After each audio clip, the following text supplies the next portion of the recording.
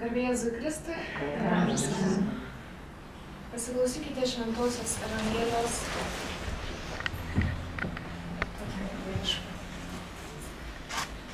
Ką Dievas sujungė, žmogus teneišskiria. Jėzus atvyksta į Judėją ir už Jordanę. Ir vėl žmonių būriai skuba pas jį, o jis vėl moko, kaip buvo pratęs. Tada atėjo fariziejų, kurie spęsdami jam pinkles klausė jį, ar galima atleisti žmoną. Jis atsakė jiems, o ką jums yra įsakęs Mozė? Jie tarė, Mozė leido parašyti skyrybų raštą ir atleisti. Tuomet Jėzus prabilo. Dėl jūsų širdies kietumo parašė jums Mozė tokį nuostatą, o nuo sutvėrimo pradžios Dievas sukūrė juos kaip vyrą ir moterį. Štai kodėl vyras paliks savo tėvą ir motiną ir glausis prie žmonos ir du taps vienu kūnu. Taigi jie jau nebe du, o vienas kūnas. Todėl, kad Dievas sujungė, žmogus teneišskiria. Namie mokiniai vėl klausė Jėzų apie tą dalyką ir jis atsakė, kas atleidžia savo žmoną ir veda kitą, tas nusikalsta pirmajai svetimavimu. Ir jei moteris palieka savo vyrą ir išteka už kito, ji svetimauja. Girdėjote Viešpaties žodį. Šlovė tau, Kristau.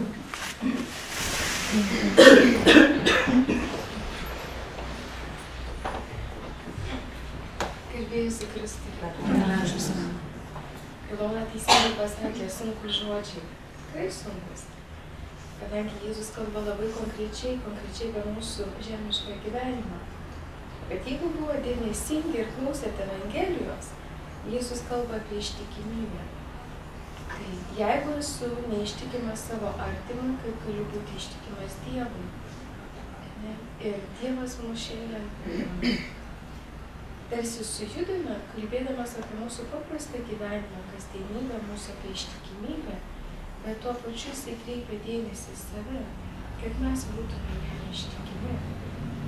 Ir turbūt visai nesvarbu, ką mes gyvenime pasirinkam, kur mes keliaujam, kur mes einam, ne, svarbiausia, kad būtume ištikimi jam. Ir kartais, ką galėčiau liudyti iš savo gyvenimo, kai teko važiuoti į Prancūziją, tai visi mano draugai sakė, vaila, ką darai ne taip, tu klysti, tu nesupranti. O mano širdyje buvo ramybė ir aš žinau, kad aš elgiuosi teisingai. Ir galiu liudyti tai, kad ištikimybė Dievui ir ramybė tai iš tikrųjų yra Dievo ženklas. Nesvarbu, kaip visam pasauliu atrodys, arba kaip atrodys mano draugams, bet aš esu rami savo sprendime ir esu ištikima jam. Tai iš tikrųjų šita Evangelija labai gražiai mus kviečia į tą ištikimybę, būti ištikimiems savo, Dievui ir artimui.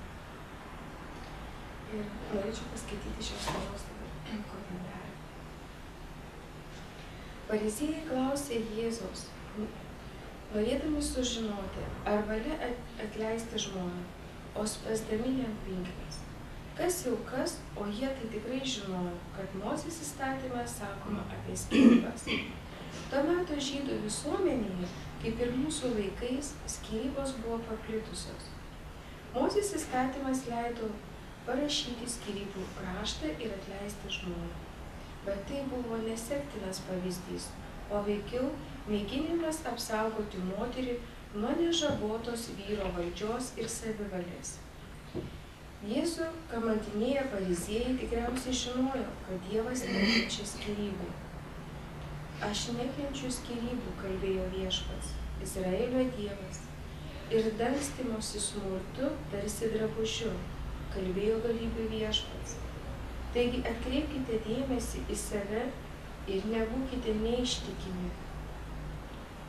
Skyrybų Dievas nenorėjo. Jos atspindi mūsų neištikimybę ir širdies kietumą. Graikų kalba širdies kietumas vadinamas sklerokardija, kitaip tariant, širdies sklerozė, surambėjimu. Jėzus jo klausytojų mintis nukreipė į pirmąjį Dievo sumanymą, į pradžių pradžią. O nuo sukūrimo pradžios Dievas sukūrė juos kaip vyrą ir moterį.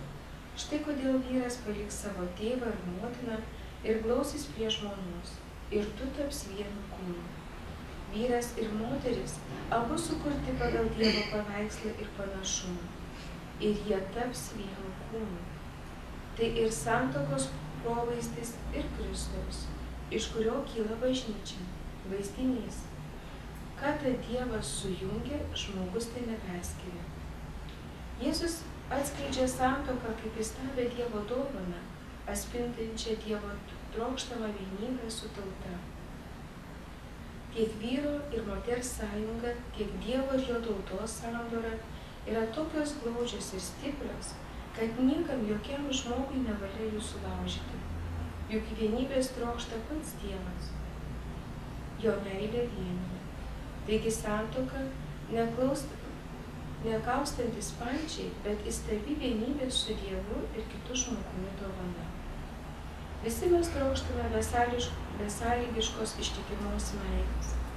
Santuokoje kylančius sunkumus įveiks ne skyrybos, o kaip tik jį ištikima sutuoktinių tarpusavio meilė, atspindinti Dievo meilę ir iš jos kylanti. Juk Dievas, Tėvas, Sūnus ir Šventoji Dvasia yra amžinieji meilės mainai ir jis paskyrė mus juose dalyvauti. Tėve, mūsų šeimos tebūna kaitrus ir jaukus, tavo meilės židiniai, plačiai skleidžiantis tavo meilės spindesį ir šilumą. Toks komentaras apie šeimą, apie santuoką, apie ištikimybę. Ir kviesdama būti maldoje visus, už mūsų direktorę, už tuos, kurie iškeliavę, kurie šiuo metu yra išvykę, už mūsų kolegiją, už visus mokytojus ir mokytojus, studentus.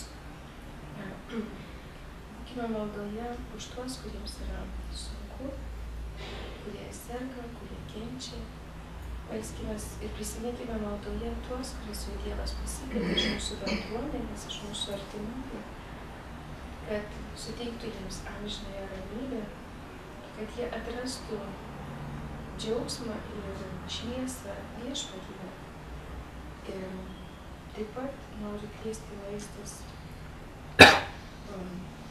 už mūsų sesę Iloną, kuri šiandien su mumis. Ir tuo pačiu tikrai galbūt net norėčiau nuo visos skyriaus padėkoti už tą laiką, kai buvome kartu.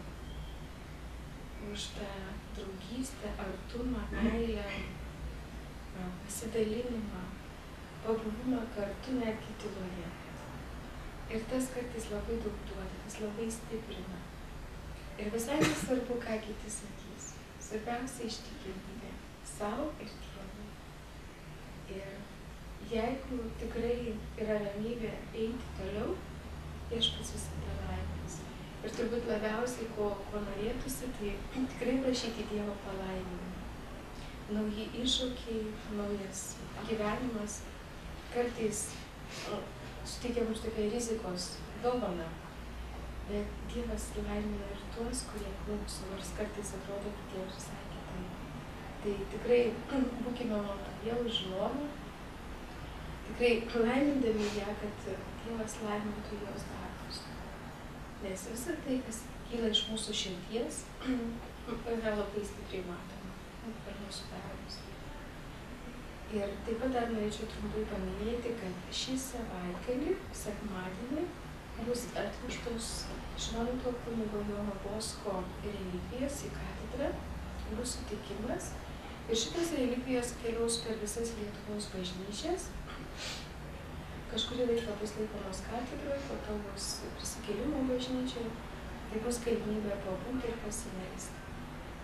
Tai turime visus skelbimus ir bus jie iškabinti, kad jūs žinotumėt grafiką, kur, kokioje bažnyčioje bus suteikti šitie palaikai.